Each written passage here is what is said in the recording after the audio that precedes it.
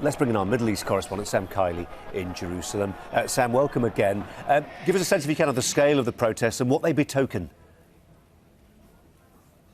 Well, I think that they really point towards the Egyptian parliamentary elections, which are going to be sometime in April, because this will be an opportunity for the opposition to try and recover some of the political ground they lost during the campaigning that they were very incoherent about against, in the end, Egypt's constitution, which was introduced last December with a resounding majority of some 64% of Egyptians voting in favour of a constitution that was, in the view of the opposition, at any rate, ushering in a greater Islamisation of Egypt. So these demonstrations are very much in that context, trying to whip up public support and a level of national understanding among opposition groups of the importance that the opposition are going to attach to these parliamentary elections. And also, the Muslim Brotherhood are aware that they may be slightly on the back foot when it comes to parliamentary elections, because they have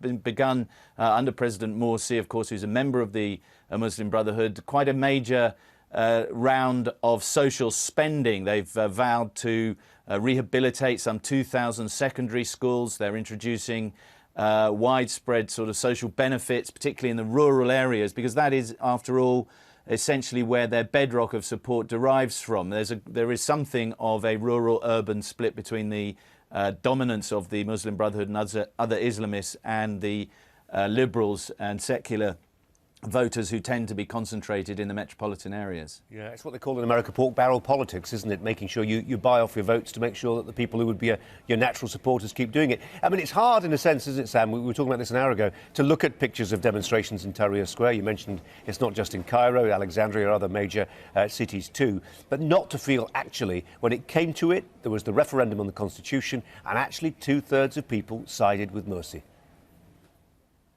They did, but then I think what the opposition are very keen that Egyptians, in a sense, wake up to is that the Brotherhood's introduction of that constitution has already been started to be used to stifle free speech. For example, a television presenter was arrested, television personality rather, was arrested recently because he had a satirical political show for insulting the president and insulting, potentially also accused of allegedly insulting Islam.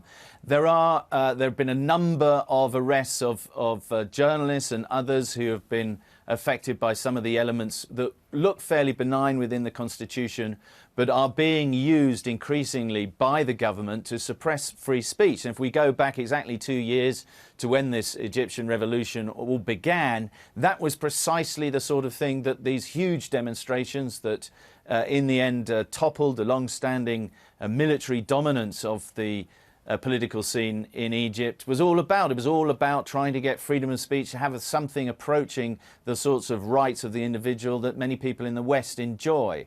And a lot of those rights have been rolled back, and a lot of them are now being, or rather the opposition people are feeling the squeeze in a physical sense from a government that they helped to bring to power, after all.